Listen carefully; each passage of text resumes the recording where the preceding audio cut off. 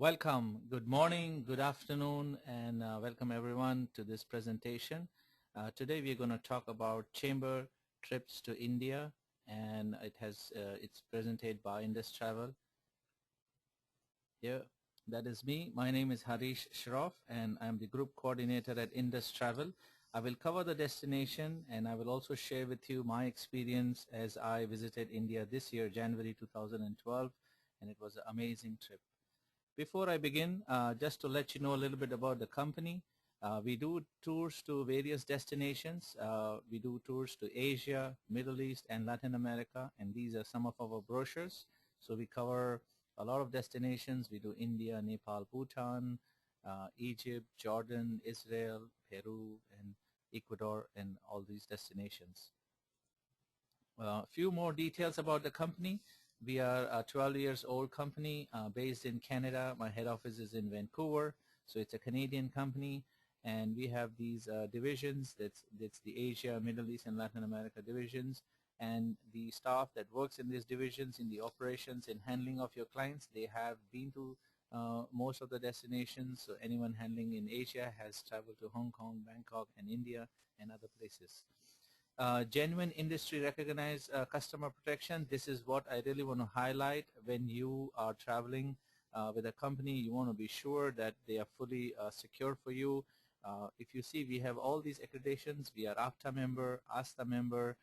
We have a British Columbia travel license. We have a California travel license. I also want to highlight when you all are paying money to Indus Travel, the money is actually kept in a trust account, which is used only to pay to the supplier. So this is just to assure you that we are a very solid company and long time in business. Many people ask me, what is the formula or what is the way you have done these trips? To be honest, there's nothing magical that we have done, but we have worked very hard to get these pricing for you and these beautiful destinations. We normally run these trips 2 times in the season in a year. One is March, April, and the other is September, October. I would say these are a little lean period. We work out with the hotels, we work out with the airlines, get you the best deal, and show you all the exotic destinations without compromising the quality, service, and without missing any monument that you should visit or must go to in these places. So before I begin on India, I want to talk a little bit about India. I'm sure you all have heard a lot of things about India, but I'll cover a little bit brief about it. It's a very, very populated country, 1 billion and up inhabitants. Right now, as we are speaking, the population is growing. It has 23 official languages. English and Hindi is now the main language. So thanks to the British Raj that they left English behind, because the north person speaks a different dialogue, the south person speaks a different dialogue, so it was initially very difficult for them to communicate with each other. India is a multi-religion country, I would say. You will be surprised that you can find all the religions on this earth in India. 80% are Hindu, 14% Muslims, but you can find Christian, Sikhs, Bahia, Buddhist, any kind of religion, and you will be able to find it in India. Few more things. The capital is New Delhi. The Indian rupee is equal to $1 is equal to 55 Indian rupees. I will cover more in depth in the later stage. I also want to show you a few things. Of course, on this trip, we are not covering everything, but just to give a general knowledge what India can offer or what India has to offer. Up in the north, you have the Himalayas, which is very close to the Himalayan mountains, so you have skiing over there. In the middle, you have the desert region, so you have campfires, camels, a very, very desert dry region, and you can experience the desert climate over here. India also has a lot of palaces which were actually used by the Maharajas. They used to live here, so they have big courtyards, big design houses, and now they have been converted into hotels. So when you will be going there, you will be staying in some of these Maharaja palaces to experience the history and culture. In the south, they have beautiful beaches. it will be maybe your second trip or so. When you go to the south, you will see very nice beaches. There is backwaters, amazing things to see in the south. And yes, everybody knows the Ayurveda massage and therapy has come from the south. So a totally different relaxing atmosphere when you go to the south region. Food wise, I'm sure you all have heard a lot about the Indian food, mainly known as the curry. You have heard about the naan, that's the normal food over there. But to be on the on just to give you an idea, you can get any kind of food, be it Italian, be it Mexican, or any other food. I'm sure you go to India to experience the Indian food. India receives 5 million visitors in 6 months from September to March. They know what the taste of the foreigners or the North Americans is, and they have accustomed the Indian food to that. I always want to highlight, I am putting this picture of McDonald's just to highlight to you that if you say I'm worried about food, you can get McDonald's in India, but I'm sure nobody goes to India to eat McDonald's. So you will really enjoy the food, which is the highlight of the trip. India has many festivals, 365 days. They have 365 festivals. I say that. In the month of March, they have Holi. This is one of the festivals. They celebrate Valentine's Day. They have Diwali, Christmas, New Year, even the other Eid, and all the other festivals. So they celebrate more festivals than anywhere else in the world. Just to give you a little bit about this festival, I'm sure you all know about the tomato festival in Spain, wherein you throw the tomato on each other. This is something similar to that. You throw the color on each other. It's a celebration. They distribute sweets and all that. And the next day, there's a lot of work for the laundry guy because everybody has to send their clothes for cleaning. So here we are, India, a very big country.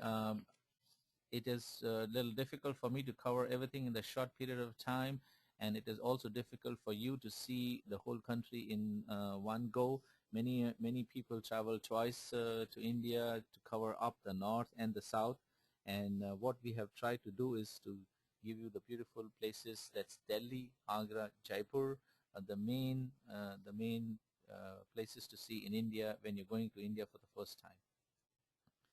I'm sure you all have seen the itinerary, and this is something what the tour looks like. We go to Delhi, we visit a little bit in Delhi. The next day we go to Jaipur, visit Jaipur.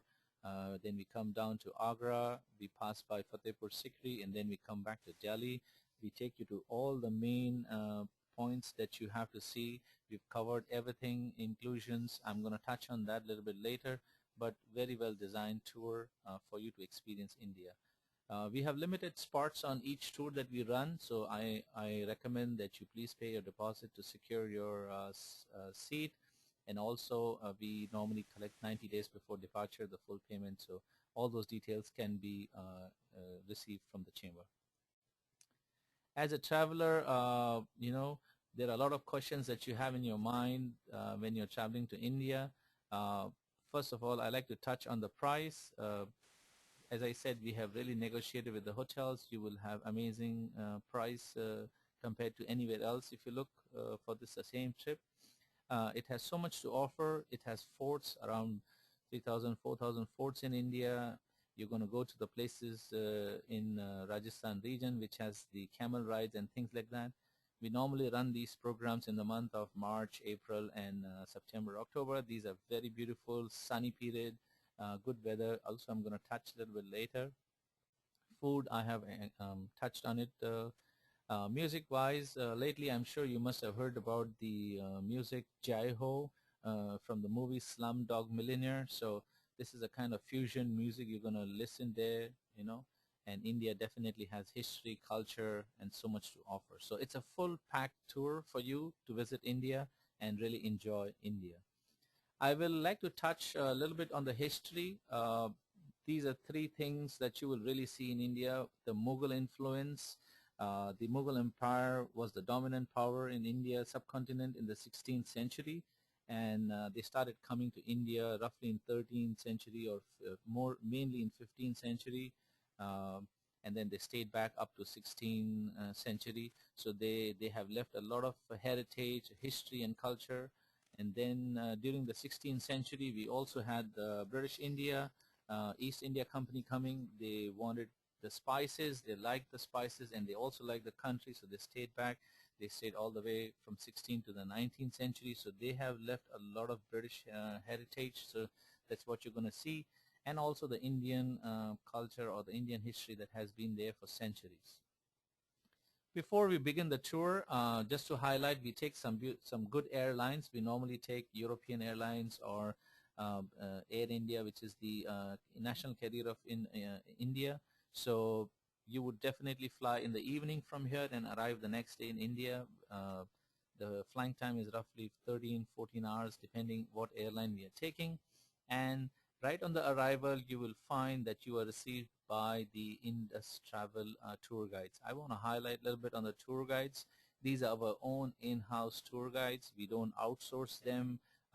They work for us, so they really make sure that the clients are happy, and they have done history, they have a license, they know everything about the monuments they will take you to, and you're going to have an amazing time with them.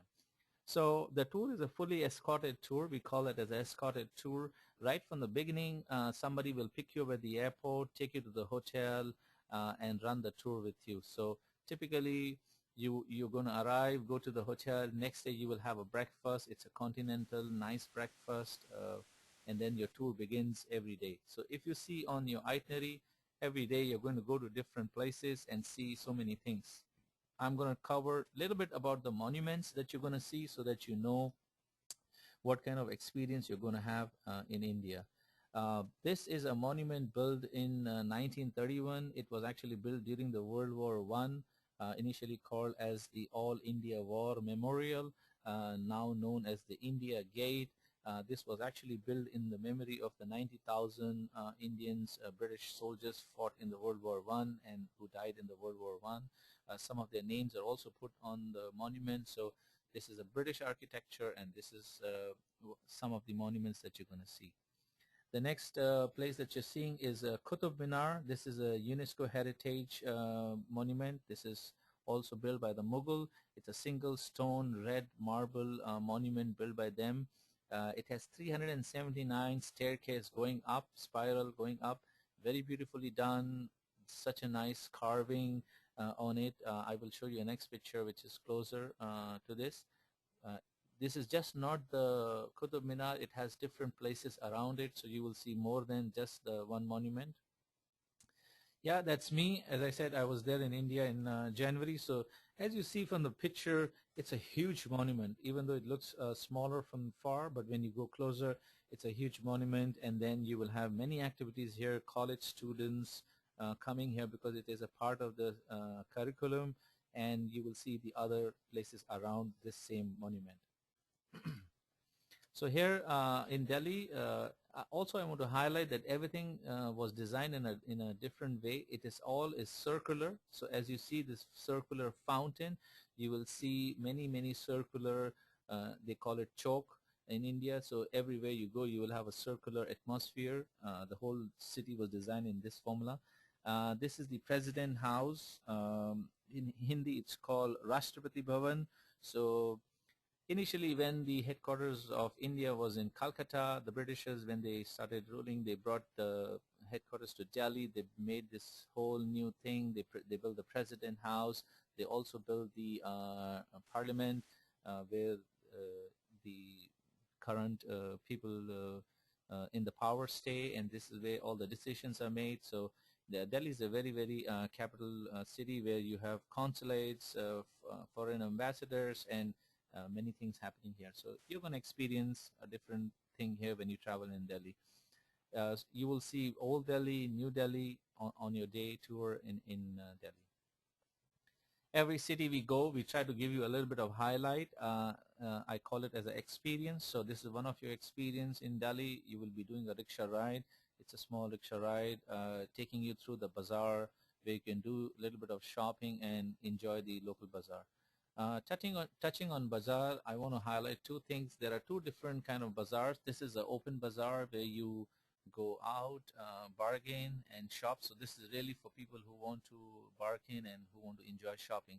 Delhi is a place where you can buy leather jackets, jeans, t-shirts, lot of garment factories, also a lot of goods that are manufactured for export and also sold on these streets. So one of the clients was asking me how genuine are these goods. I say the only difference is they don't have a label. For example, if you see any Gucci t-shirt or Hilfiger or any Guess t-shirt and it says made in India, you never know, they probably made here. The other kind of store is a government-run store. These are stores which have fixed price. When you walk into these stores, they will have a tag on it. There's no bargaining. They're very regulated by the government. You just pay the price that is there, and then you take the item. The things that you can get in this would be more of decorative items, ashtrays, coasters, as you see on the picture, some very beautiful designer plates or any kind of decorative items is what you're going to get. Some places in Old Delhi that you're going to see, this is one of the mosques built during the Mughal Empire. And then we are traveling to Jaipur. It's a very nice, smooth ride of 4 hours. We go to Jaipur. Similar things, you will be checking into the hotels, daily breakfast, and then you will start your city tour. This is one of the most beautiful places in Jaipur called the Amber Fort. This is 14 kilometers away from the city, and it is up on a hill. Very nice, very beautiful architecture, and it is something different. When you reach here, when you go and have a look very closely, you will be able to see it has a fusion of Indian and Mughal culture because they both have different designs, and this was actually done to show that during the time of Mughals that they are in friendship with the Mughals. As I said, it is on the uphill, and the nice way to go up is on an elephant. So here you have one more experience on traveling on an elephant like a Maharaja, going up to the Amber Fort. It is just a 7 or 8 minutes ride, but the feeling that it gives you is beautiful because you travel like a Maharaja. As soon as you enter into the fort, it has a huge entrance and it gives you a very nice feeling when you're on this. Some people also ask me how safe is it to travel on the elephant. As I mentioned, you're going to travel like the Maharaja, so keep in mind how the Maharajas used to go on the elephant. So there is a staircase on which you will actually go up and stand here on the top, where at which you are at the level of the elephant. So you're at the same level as the elephant. You can easily sit down and sit up. So they have this on both the sides, on the top when you reach the fort, and in the bottom from where you start the trip. This is inside the Amber Palace. You have inside the palace, you have different small other palaces and rooms where the Maharajas, Maharanis, the queens used to live. Very beautifully done, still nicely maintained. The white marble, the design and everything is so nice. I tried to put my picture once again just to highlight to you the turban that I'm wearing. Just to give you an idea what you can buy here. This I got it at the cost of 250 Indian rupees, roughly $4 to $5. For the men, you can really buy some beautiful kurtas and shoes. For the ladies, you have amazing things, bangles, jewelry, chappals, and many things that you can buy from here.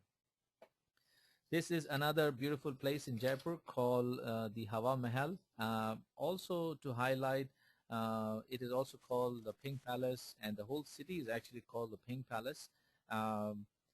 Once upon a time, during the British Raj, one of the princes, Prince Wales, in 1858 was actually visiting Jaipur, and they painted the city pink just to honor him. And since then, the whole city has been painted pink. Even now, the city, when you go, it is very much in pink color. The pink stone, the pink marbles, everything is in pink color. A few highlight about this palace is actually right in the city center.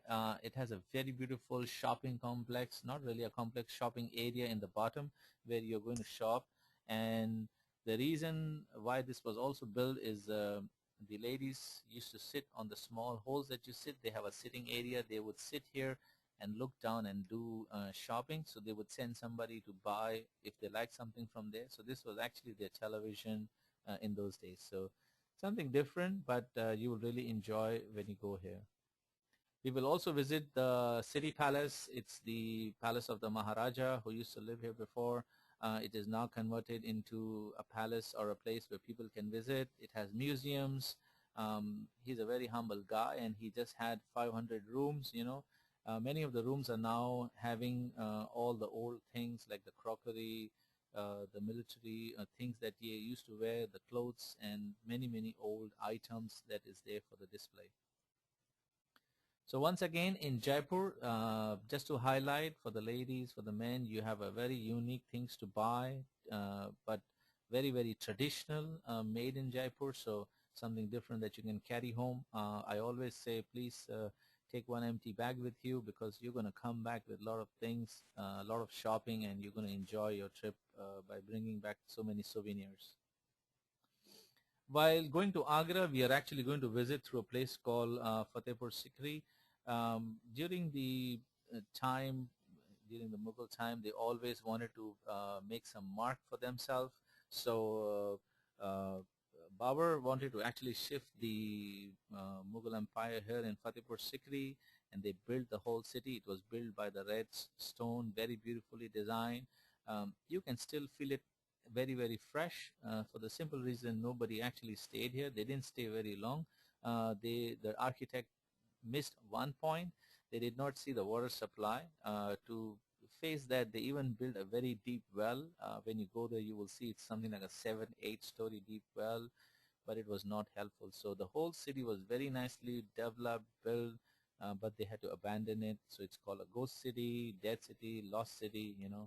But still, when you go there, you can still feel the century over there. It has stayed. You will be able to experience everything.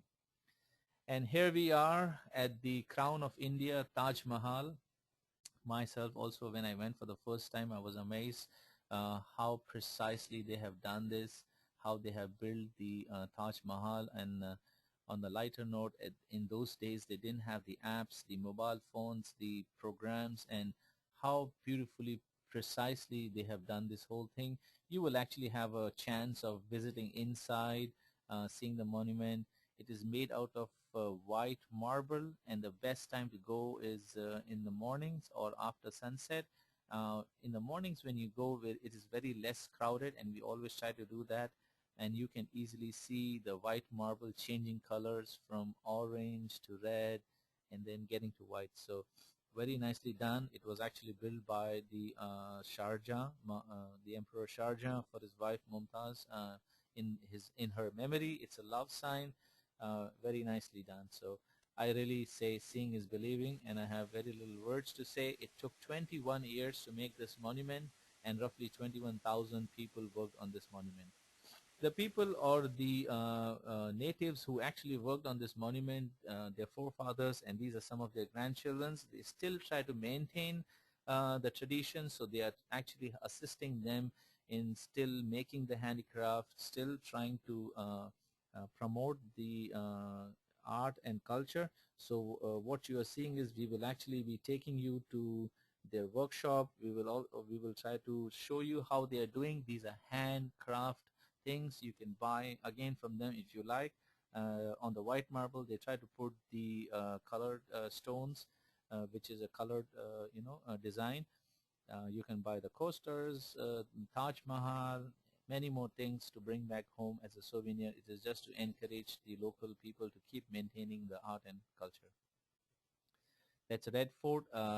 As I said before, there are many forts in India, and some of the forts are actually built to show the strength. So this is one of the fort which actually shows the strength, because you have cities inside the fort. So these are not forts just built, but they are bigger. They have other forts inside, and they are actually built so that nobody can invade them, and then it is more for security.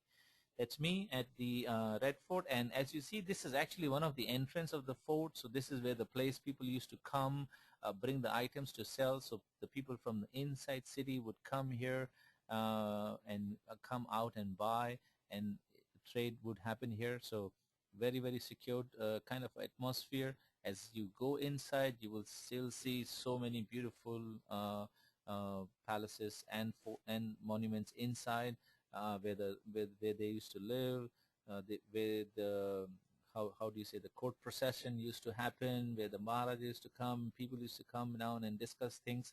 it is still very nicely maintained. So a lot of Indian movies and other movies are still made here. So it's a backdrop for many movies. This is also one of the view that you can see from the fort. That's the Taj Mahal. So this is a little bit about the tour. I want to touch few more things about the itinerary, about the hotels and other things. So the kind of hotels that we use are very nice, modern, 4-star plus properties, Intercontinental in Delhi, Lee Meridian in Jaipur, and JP Palace in Agra. I just want to show you some pictures for you to realize that India is a very, very modern and beautiful country. It has a lot of things to offer to you. The rooms inside are amazing, so you will be surprised that, oh, I mean, they are beautiful rooms for any tourist to go and stay here. The one or two places where you're going, they have beautiful swimming pools. They are the palaces where the Maharajas used to live, so you're going to experience that. That's in Agra, JP Palace, big courtyards, fountains, very nicely done. With regards to the transportation, we have very good coaches, air-conditioned coaches. We normally drive 3 to 4 hours. We have one stop mostly on the tour. Again, these are very latest coaches, very nice. If you see inside, good seating, very luxury, so you're not going to have any trouble traveling on these buses. What is included? It's a full packed tour. I will read quickly. It includes your daily breakfast, sightseeing to the monument. I already highlighted the elephant ride, the marble craftsmanship. You're gonna have a rickshaw ride. You're gonna go to Jaipur to see all this carpet weaving and other things. It's a fully packed tour. You may not have time to do anything else, so it's a really, really well priced tour. Includes everything. Yes, it does not include few things. That's lunch and dinner for two main reasons. Lunch because you're always on the tour. Dinner because we really want you to go and experience the local food. So it is your call which kind of food you want to experience. Some people want to, there are different foods, so you can really experience different things. And two main things that are not included is your insurance. I highly recommend that anytime you travel to any of these countries, you should have a insurance. And tips. I will touch on the tips a little bit later. With regards to the passport and visas and other information, I recommend that everybody should have a passport valid for 6 to 8 months. And yes, for India, you need a visa. You have to apply for a visa. I'll touch a little bit on that. With regards to immunization, technically you don't need any yellow fever, malaria, or anything. But I personally say that visit to your doctor, ask him, tell him. It depends on your health. If there's any kind of issue, they will recommend you what needs to be done. For visa, it's a very simple process. The Indian consulate has actually hired a company called VFS Global, and they are the ones who are actually authorized to work on the visa with the client. On their website, when you go, they have all the information that you need. Very nicely done. You can see they have put examples of how to fill the form. You have to typically just fill this form, put your family name, first name, date of birth, passport number, and then it is submitted. And once you submit, you can just go to the consulate, drop your documents or send it out through post, and you will get your visa. Normally it takes 10 working days to get the visa, so it's very easy. Whenever you're ready, you should actually work on your visa. Cost wise, it's for 62 is the 62 Canadian dollars is the visa fees, and $20 is their service fee, so roughly around $82. But everything is there on the website. You can really check on the website and you will have all the information. So it's called vfsglobal.ca. A little bit about the currency. So the $100 bill that you see is roughly equal to $2, and the $500 bill that you see is roughly equal to $10. You can exchange money at the airport, at the hotel, very, very safe. You can carry US dollars. That's the good currency that you can get exchange rate. You can travel with traveler's check. Also, you can exchange. You can also carry a credit card. You can tell your bank that you are going to India, and you can get Indian rupees anywhere in the ATM machines. Just to let you know, you cannot buy Indian rupees anywhere before you arrive in India, And in India, you can get Indian rupees anywhere. It's very, very safe. Use your credit card at the ATM, exchange your US dollars. The tour guides can help you. And my recommendation is always do the buying, everything in Indian rupees. You can tip in US dollars, $1, $2, which I'm going to touch, is perfectly fine. Communication wise, there are so many small centers everywhere in India where you can use to call back home. As you see on the screen, it says phone home from here. So they have a meter. As soon as you pick up the call and dial, and when it gets connected, the meter starts, so you can see what you're being billed. You can actually use your hotels also, but they're a little more expensive, and internet is available everywhere. So communication is very easy in India, anywhere, in any part. As I was telling you, this is what the rough costing about the meals and things is. So if you're having a light snack somewhere, it could cost you from $5 to $10. If you're going to a fancy restaurant, from 15 to 20. You can buy a bottle soft drink for half a dollar, and a beer for roughly $3. So it's a very reasonable place. Weather-wise, also, as I said, we go in March and September. The atmosphere is roughly between 25 to 30 degrees. Really depends. The days are colder. The afternoon is warm. Again, in the evening, it's cold. And also depends where you're going. As you're going in the north region, it's a little more closer to the Himalayas, so it's a little more on the colder side. Whereas when you go to the south, it's a little more warmer. So travel light. You can wear t-shirts, jeans, carry a hat. You will have fun. Just go relaxed, and it's going to be enjoying on the trip. Tipping, I already touched. You can tip $1 to the bellboy, and depends what meals you're having. You can tip $1, $2. We also have a guide chart for the guides who are going to be with you. But it's nice. It's customary in any tourist city to tip. It's really your call for it. People are very friendly. I have clients coming back with memories, with souvenirs, with beautiful pictures. You can easily ask anyone you want to take pictures with, you want to take back home memory. They're very, very friendly. Everybody speaks English. As I said, due to the English Raj, everybody speaks English. So you can, it's no worries, just ask them, and then you can bring back the memories. This is all from my side about India. This is one word that I would really like you to learn before you travel to India. That's namaste.